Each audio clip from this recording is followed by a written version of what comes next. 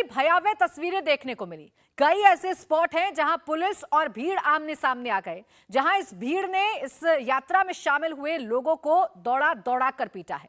इसी में से एक स्पॉट नल्हड़ के नल्हेश्वर मंदिर भी है, जहां दंगा भड़का तो मंदिर में 4000 से ज्यादा लोग फंस गए। इस भीड़ को संभालने के लिए मंदिर के गेट पर 10 पुलिस वाले भी मौजूद नहीं थे। एक तरफ एसपी का दावा है कि 900 पुलिस कर्मियों को तैनात किया गया था ताकि इस यात्रा को सुरक्षित तरीके से, शांतिपूर्ण तरीके से निकाला जाए, लेकिन जब हालात बिगड़े, लोग भागकर मंदिर में आकर छिप गए, उस वक्त मंदिर के गेट पर इस भीड़ को संभालने के लिए 10 पुलिसकर्मी भी तैनात नहीं थे।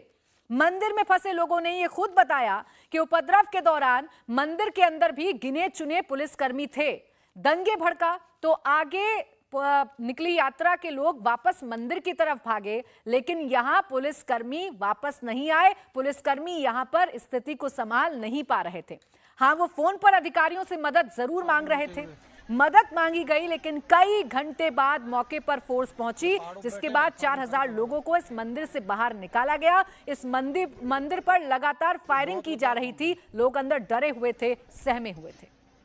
नल्हड़ के जिस मंदिर पर उपद्रवियों ने हमला किया, जहां करीब 4000 लोग फंसे हुए थे, उसकी डेमोग्राफी आपको समझाती हूं। आपको समझ में आएगा कि इस मंदिर में फंसे हुए लोगों पर उस वक्त क्या बीत रही होगी और इस मंदिर के हालात क्यों भयावह हो गए होंगे। दरअसल ये मंदिर अरावली की तलहटी में बसा हुआ है। इस मंदिर के तीनों तरफ पहाड़ियां हैं। ये 3 पहाड़ियों से घिरा हुआ मंदिर है। बीच में ये मंदिर है। मंदिर को महाभारत कालीन का बताया जाता है। मंदिर में करीब 5000 साल पुराना शिवलिंग है। यह नूह शहर से करीब 3 किलोमीटर दूर है। इसके एंट्री पॉइंट पर भव्य मुख्य द्वार है, लेकिन एंट्री और एग्जिट पॉइंट के बीच की दूरी भी काफी ज्यादा है। इस मंदिर को 3 पहाड़ियों ने घेर रखा है और इसी पहाड़ियों का फायदा दंगाइयों ने उठाया। इन पहाड़ियों पर छिपकर मंदिर पर लगातार फायरिंग की गई। मंदिर में फंसे लोगों को लगातार डराने का काम किया। देखिए, नूह हिंसा के दौरान मंदिर में शरण लिए लोगों पर अटैक किया गया। पुलिस की एफआईआर में इसकी भी पूरी डिटेल है कि कैसे मंदिर को टारगेट करते हुए हमला किया गया। अभय पाराशर की ग्राउंड रिपोर्ट आपको दिखाते हैं और समझाते हैं कि दरअसल मंदिर के हालात कैसे बने होंगे। सोमवार को शोभा यात्रा के दौरान इस शोभा यात्रा की जहां से शुरुआत हुई, उसी मंदिर में बाद में चारों तरफ से लोगों को घेर के टारगेट किया गया। पुलिस ने एफआईआर दर्ज कर ली है और नल्हड़ मंदिर में जिस तरीके से लोगों को एक तरीके से चारों तरफ से घेर लिया गया था, फायरिंग की गई थी, इस मामले में पुलिस ने कई एफआईआर दर्ज की हैं, जिसमें मंदिर प्रशासन की तरफ से भी शिकायत लिखवाई गई है और इसके अलावा कई लोग जहां फंसे थे उनकी तरफ से भी आंखों देखा हाल एफआईआर में बताया गया है। पुलिस कर्मियों द्वारा भी एफआईआर लिखवाई गई है कि उन्होंने ड्यूटी पर क्या देखा, किस तरीके से यहां पर हिंसा फैलाने की कोशिश की गई। अब इस वक्त इंडिया टीवी की टीम नल्हड़ मंदिर में मौजूद है और नल्हड़ मंदिर वही मंदिर जहां पर लोगों को चारों तरफ से टारगेट किया गया। मेरे पीछे ये जो आप मेन द्वार देख रहे हैं, ये मंदिर का नल्हड़ मंदिर, जो कि नूह का प्राचीन मंदिर है और ये एक ऐसी जगह पर आकर मंदिर है कि आगे सिर्फ पहाड़ियां हैं, रास्ता खत्म हो जाता है। यही सामने जो आप दरवाजा देख रहे हैं, मुख्य द्वार, यही मंदिर की एंट्री है और यही एग्जिट है। सबसे पहले मैं आपको बताता हूं कि शुरुआत कैसे हुई इस पूरी घटना की। जो यहाँ की विश्व हिंदू परिषद है और साथ ही हिंदू संगठन है, वो पिछले तकरीबन 3 साल से पूरे मेवात के अंदर 3-4 मंदिर में जाके शोभा यात्रा निकालते हैं, जो कि सावन के किसी भी सोमवार के दिन होती है। ये सोमवार चुना गया। सोमवार जब चुना गया तो इसी दरवाजे से शोभा यात्रा में शामिल होने के लिए काफी लोग, जिसमें विश्व हिंदू परिषद के जो महामंत्री हैं, इसके अलावा जो अलग अलग हिंदू संगठन हैं, कुछ गौरक्षक संगठन हैं, वो यहाँ पर पहुँचते हैं। इस मंदिर में इसी एंट्री पॉइंट से वो लोग यहाँ पर पहुँचते हैं और एंट्री करने के बाद मेरे सहयोगी सुशील डोगरा आपको पीछे की तरफ दिखाएंगे।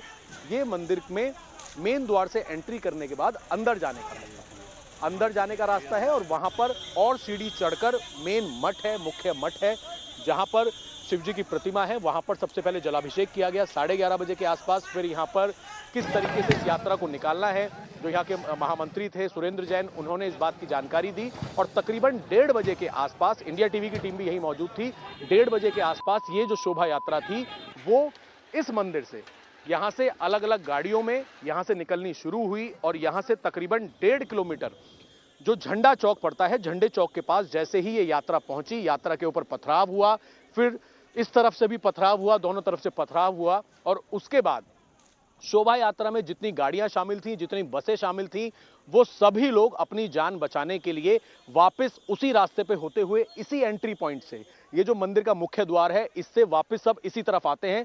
गाड़ियों की कतार बाहर तकरीबन 2 किलोमीटर तक लग जाती है और लोग, अब मैं आपको आगे की तरफ की तस्वीरें दिखाऊंगा कि वापस यानी कि 1:30 बजे इस मंदिर से ये यात्रा निकलती है और उसके बाद वापस लोग मंदिर के अंदर आ जाते हैं।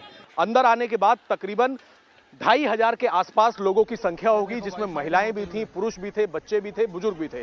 वो अपनी जान बचाने के लिए इस मंदिर के अंदर पहुंचते हैं और इस मंदिर में जहां पर हम लोग भी मौजूद थे, चारों तरफ से यहां पर लोग मौजूद होते हैं। ये लगता है लोगों को कि यहां पर वो सुरक्षित रहेंगे, लेकिन पुलिस की मौजूदगी शुरुआत में बेहद कम होती है। बहुत कम पुलिसकर्मी यहां पर होते हैं क्योंकि जगह जगह उस वक्त हिंसा जो है वो फैलनी शुरू हो गई थी।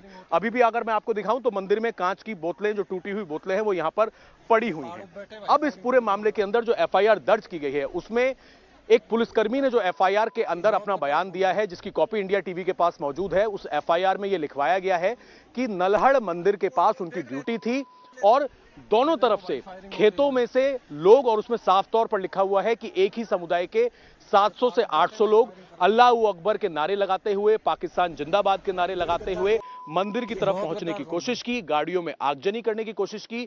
और ये जो आप पहाड़ियां देख रहे हैं, ये मंदिर के चारों तरफ यहां पर पहाड़ियां हैं और इन पहाड़ियों में जो राइट साइड की ये पहाड़ी है, इस पहाड़ी से कुछ लोगों ने, कुछ शरारती तत्वों ने ऊपर से लगातार मंदिर को टारगेट करके फायरिंग करनी शुरू की।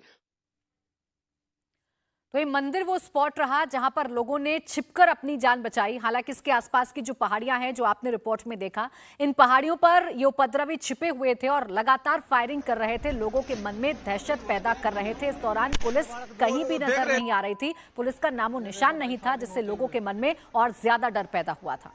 नूहिंसा में शक्ति सैनी नाम के एक शख्स की बेरहमी से हत्या भी की गई और चौराहे पर उसकी डेड बॉडी मिली। पुलिस अब तफ्तीश में जुटी है। यहां पर किस तरीके के हालात हैं, ये देखिए मेरे सहयोगी मनीष प्रसाद की रिपोर्ट। बादस गांव से 1 किलोमीटर दूर ये आइस फैक्ट्री के ठीक सामने की तरफ शक्ति सैनी की डेड बॉडी मिली। 3 से 4 घंटे तक शक्ति सैनी से किसी का संपर्क नहीं था, फोन स्विच ऑफ हो चुका था। जो चश्मदीद हैं उनके मुताबिक शक्ति सैनी गुरुकुल पहुंचा और फिर उसके बाद वो कहां गया, इसका अता पता किसी को नहीं था। जानकारी इस बात की मिली प्राइमा फेसी कि ये रोड, जो कि भटकली चौक, जहां पर शोएब रेस्टोरेंट और स्वीट शॉप है, जहां पर शक्ति सैनी काम करता था, ये रास्ता वहां की तरफ जाता है। ठीक इसी जगह पर नकाबपोश लोगों ने इस जंगल की तरफ ले जाकर शक्ति सैनी के साथ मारपीट की। मारपीट करने के साथ डंडों से मारा, उसकी बॉडी पे कट था, पैर टूटा हुआ था, हाथ पर चोट थी और मल्टीपल इंजरी के साथ उसकी डेड बॉडी को ठीक इसी जगह पर फेंक दिया गया था। बॉडी को फेंकने के बाद सबसे बड़ी बात थी पहचान की। यहां से आलिया हॉस्पिटल ले जाया गया। डॉक्टर्स ने वहां से जानकारी दी कि यहां से मिली हुई बॉडी शक्ति सैनी की है और पुलिस रिपोर्ट के मुताबिक अब इस पूरे मामले की जांच की जा रही है कि कौन वो नकाबपोश थे जिन्होंने शक्ति सैनी की बर्बरता के साथ हत्या की।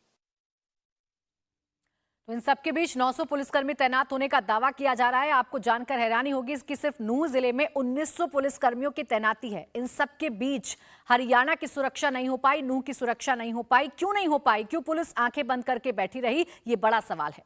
हरियाणा हिंसा पर डीजीपी का भी अब बयान सामने आ गया है। जांच के लिए अलग अलग एसआईटी बनाई जाएंगी। अब तक 41 एफआईआर दर्ज की गई हैं, 116 लोगों को गिरफ्तार किया गया है।